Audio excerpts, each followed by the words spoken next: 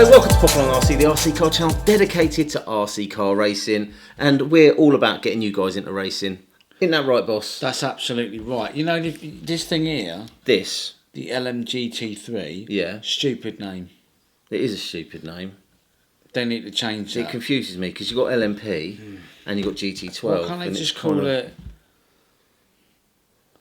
Actually, I don't know. What do you think they should... Well, I don't know. I have been running this now for 3 weeks. I've had, 3 race meets it's done, and I've learnt quite a lot, boss. So underneath this shell we have got a Atom 3, and I have converted my Atom 3 into an LMGT3 by putting on the back the rear axle off of the Schumacher Eclipse, which is an LMP car. First couple of outings I ran over at Milton Keynes. The first run was really quite good. I was running up against Steve and Max. What about Dave? Eric? Bob? No, Joe, just Steve Elvis? and Max. So Steve always beats me, and I tend to beat Max. Yeah. So on the day, I wanted to be there or thereabouts. In the mix. I was in the mix with him. I think Max did actually beat me on the day, but I was in the mix, and the car performed almost as well as just a standard GT12. The following week, I went back and I'd added one tooth to the pinion. In order to do that, I had to get the Dremel out and just shave a little bit off the chassis just to be able to push the motor across to get that extra tooth in. Didn't really make a great deal of difference, and I was running up against Chris, who was running the same electrics as me. So he was running a 2S LiPo and ESC, but he was running the normal GT12 tyres, and I couldn't get near him. But you won't know, will you? Because they're a harder compound, aren't they? Well, I've worked that out now. I didn't know that at the time. Because I had a go at that. Yeah. And the first thing I noticed was it's a wee bit drifty, but in some respects, it's quite nice. It's quite nice, But yeah. I ran it straight off the back of my LMP car, which sticks like something to a blanket. But that was, yeah. But I like the class. I think I'm going to get one. You're going to get one? I'm going to get one, yeah. Because that's the sort of place we basically want to be racing against each other, because we haven't done it for a while. It's been a while. And we could meet with the LMP. He had a message from Mike. He wants me to get an LMP, doesn't he? He does, yeah. Yeah, he's a good driver. Really, like I say, I enjoy that class. Well, get one then. Get one. Get one. Just to add to all Maybe. the other hundreds of cars that you've got over there and everywhere in this place.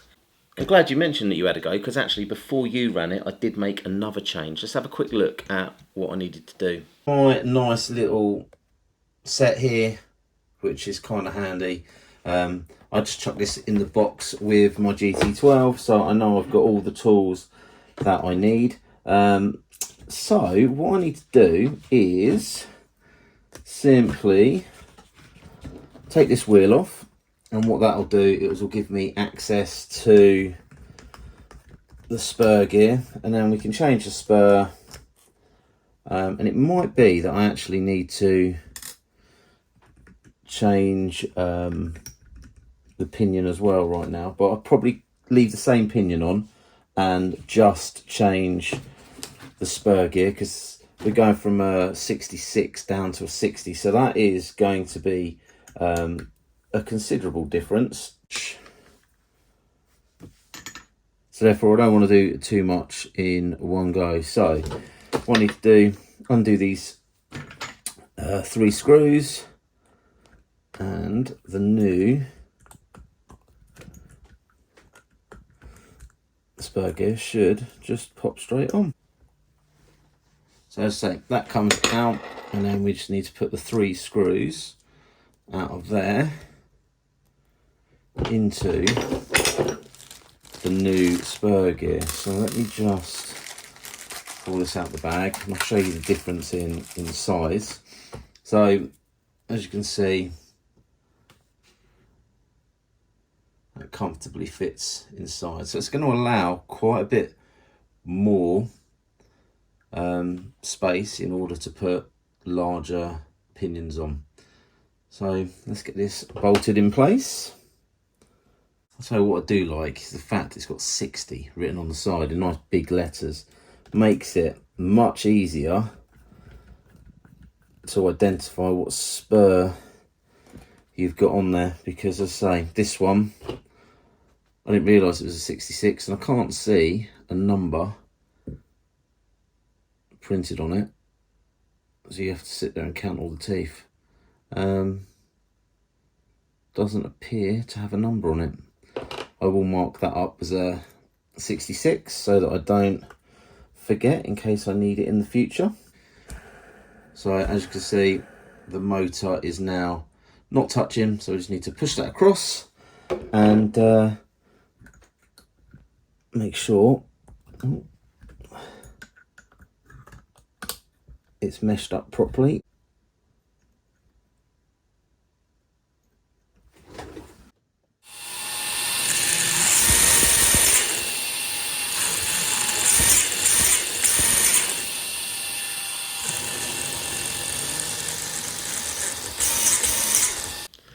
So you're saying about these tyres being a little bit harder.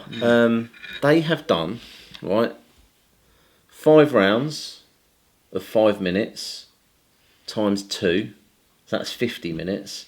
And then at Wickham, was it 4 runs of 8 minutes? Yeah. So they've done quite a lot of track time, and they've only lost about 0.5 mil in diameter. Whereas on the softer tyres that I run on the Atom 3, I would have probably gone through maybe 2 sets of tyres. Maybe. And on your LMP, you're literally doing 1 set of tyre a night, aren't you?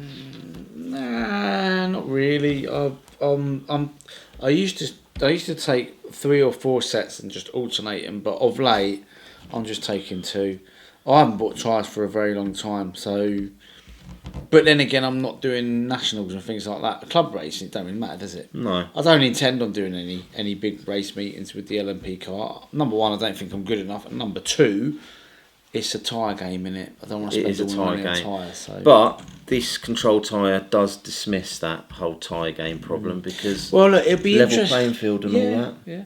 Well, it'd be interesting to see how that class pans out, because winter is inevitably going to turn up and people are going to go indoors again. So, I don't know. Is it going to be popular? Is it not going to be popular? Who knows? I wouldn't mind giving it a go, like I say.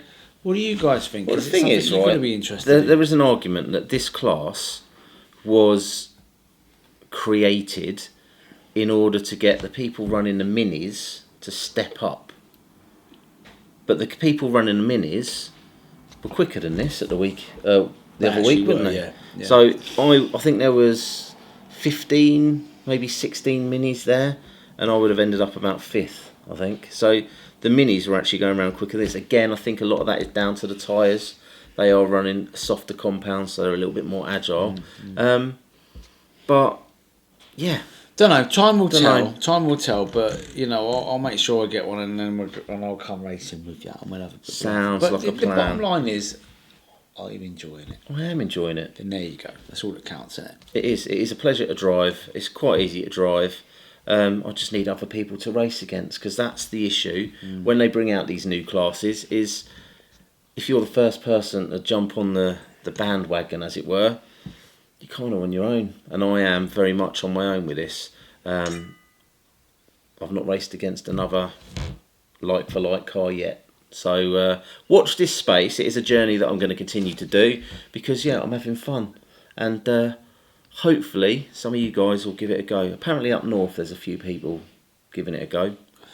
That's a bit of a long way to pop along though, isn't it, for us? It is, just for a one race meet. But maybe we need to delve a little bit deeper into this foam party idea that we come up with. Foam party idea, yeah. Well, we've got a few ideas, ain't we? We have indeed. But anyway, there you go. If you like what you see, like, subscribe, hit the old ding dong bell. We'll see you on another video.